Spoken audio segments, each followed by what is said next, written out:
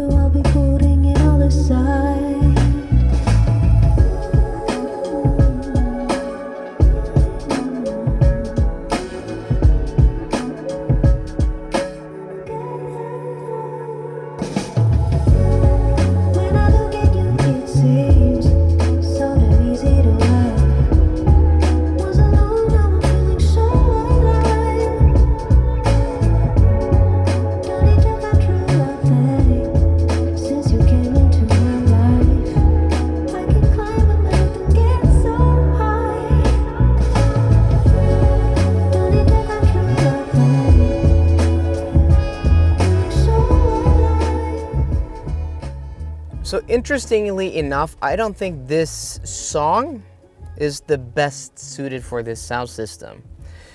It kind of sounds a little bit muddy, and that may be because of the settings I have my audio set to, where, you know, I've pushed the subwoofer and the bass quite a bit forward to accentuate them. This has a lot of bass, so I would probably dial down. Let's try that. Let's try dialing down, going into car settings here, sound, and just dialing down the bass. Let's see if that helps. But you showed me the good and I'm getting there. When I look at you, it seems so damn easy to love. Yeah, that sounds a lot cleaner. It sounds a lot cleaner. I mean, the highs in this song, pretty nice.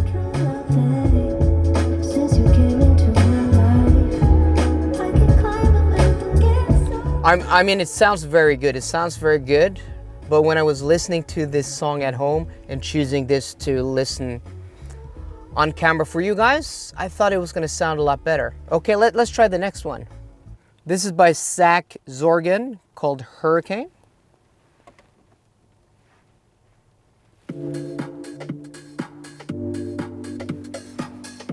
I put the bass and the subwoofer settings back to my previous settings.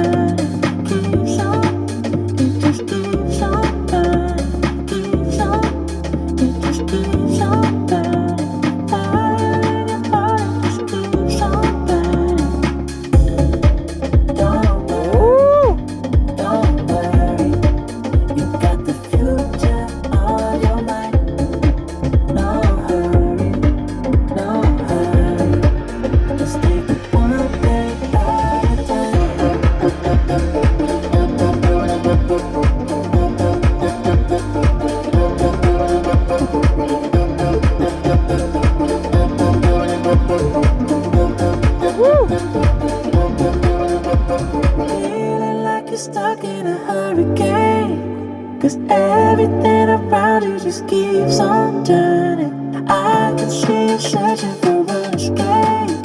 The fire in your heart, it just keeps on burning.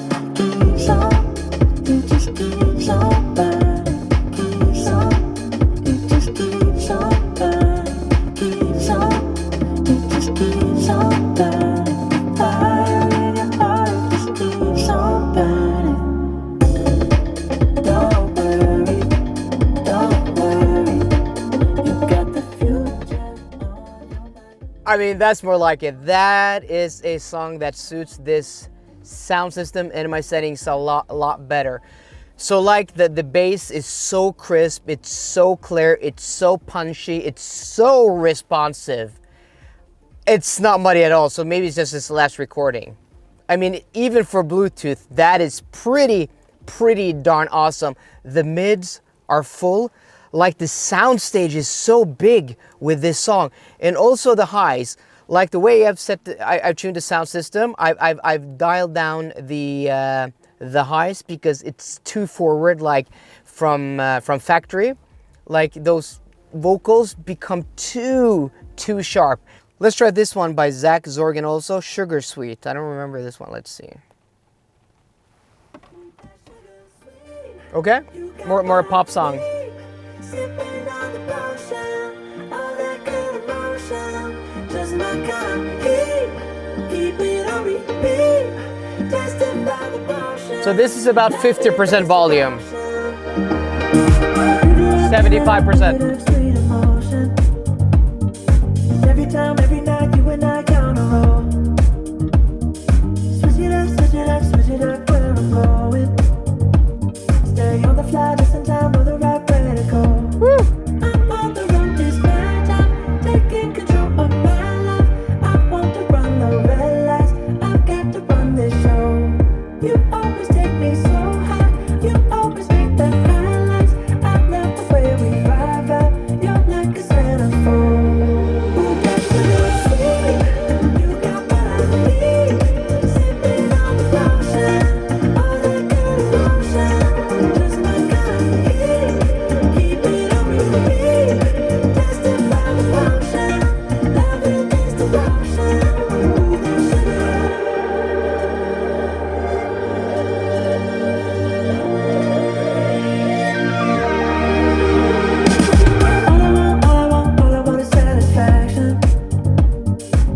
come on, baby, you got nothing to lose. Yeah, I mean, that's just as sweet, sugar sweet, like reference to the song. Yeah, I mean, this sound system is amazing. I mean, if you haven't heard like the most high tier sound systems in cars, this is going to be by far the best sound experience you've ever heard or are going to hear in a sound system. Like normal cars, like premium and luxury cars, this sound system is above and beyond most. It is great. But is it the best from Volvo/Polestar? Kempower offers some of the best DC fast chargers in the world with their unique, sleek, and modern load balancing charging satellites. The small satellites translates to spacious and airy charging locations. When you as a user roll up to a Kempower charging station, you don't have to think about connecting to a charger that delivers the correct speed for your car. The Kempower load balancing chargers automatically will allocate the correct power to your car, maximizing the charging speed for the whole site. When connected, Kempower chargers have a QR code you can scan, and this way you can easily monitor your charging session remotely regardless of payment method. This is just super cool. A huge thanks to my friends at Kempower in Finland for sponsoring this video.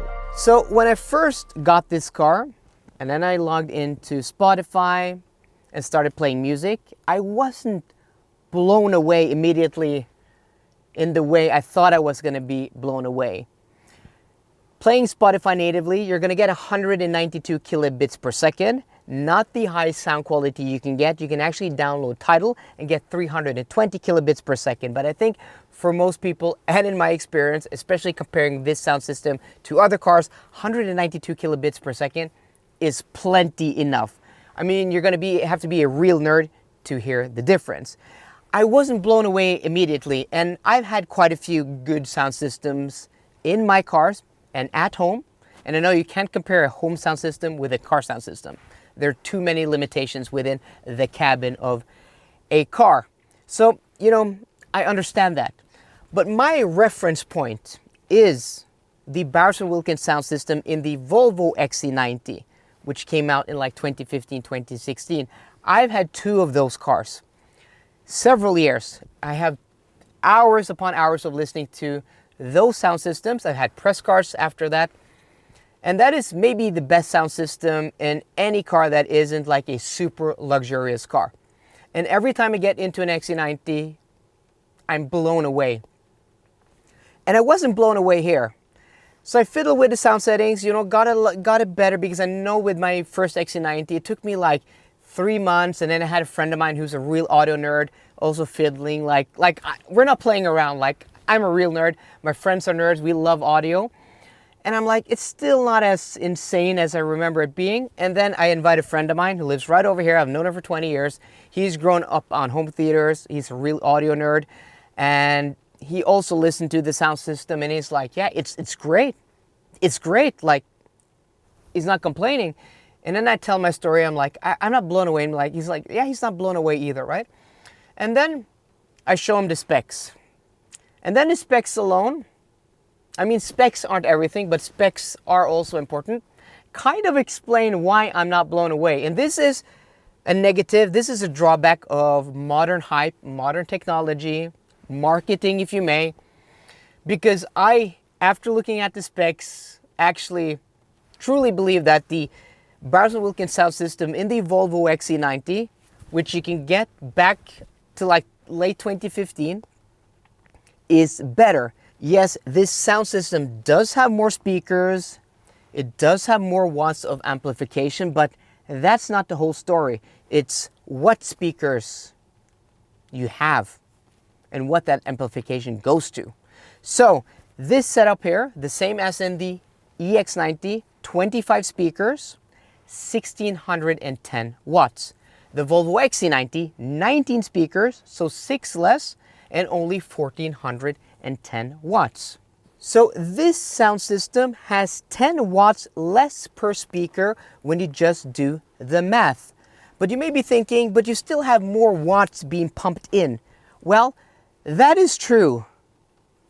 Or is it? Because I think that is very conditional. Because when we look at the specs, there's one main difference between the sound system in this car and the XC90. This has an additional feature called Dolby Atmos. And you may be asking, Chris, what's Dolby Atmos? Well, we first had Dolby Surround back in the late 80s, early 90s, giving us different channels of amplification. But it was in 2D space. So you had in front of you or to the sides or to the rear. 5.1, 7.1, 7.2, all of these channels are on a plane. Dolby Atmos introduces speakers in this axis, in 3D space. So Dolby Atmos in a home theater or at the cinema can represent sound in a 3D space, like here or here or here, which sounds cool if you're watching a movie, but is it useful for audio? I don't know. And is it being used for audio? Well, not via Spotify. I think you need Tidal for that. So that means this speaker setup is actually not using those 8 additional speakers. So this has less speakers than the XC90.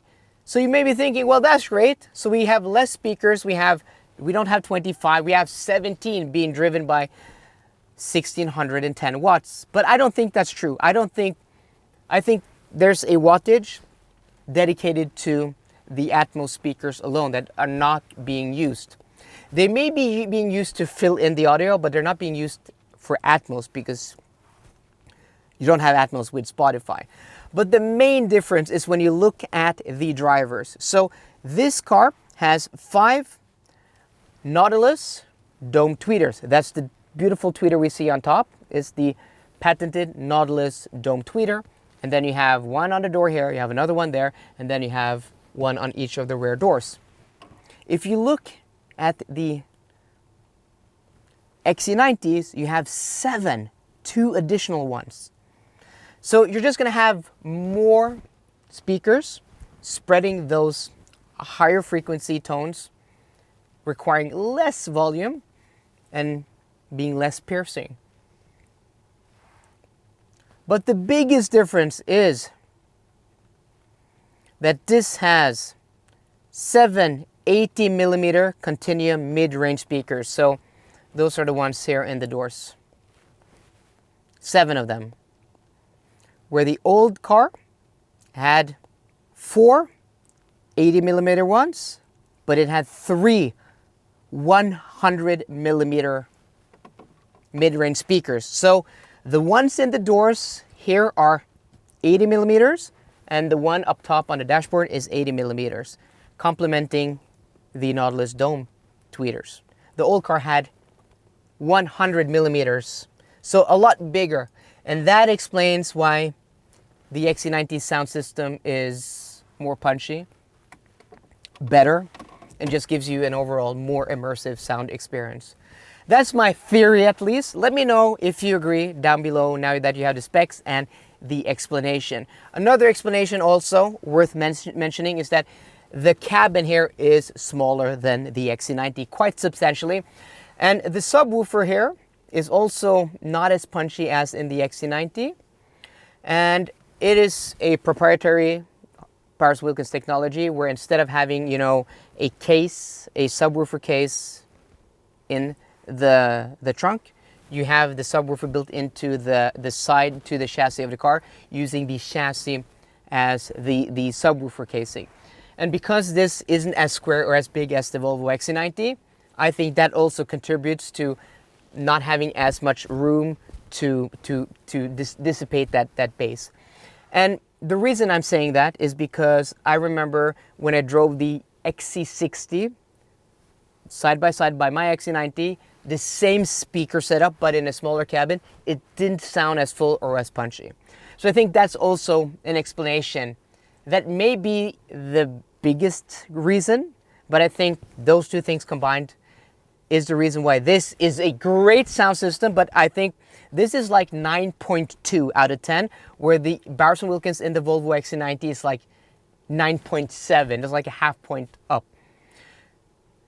So if you're looking for the best sound system in a Volvo Polestar, XC90. If you want the second best one, it's this. So if you're on the fence between those two cars, you have your answer.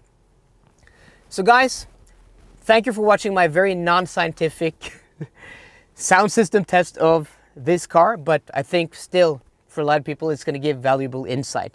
So I hope you enjoyed today's video. If you did, please drop me a thumbs up down below, and for more car content, as always, please subscribe. See you guys later and goodbye.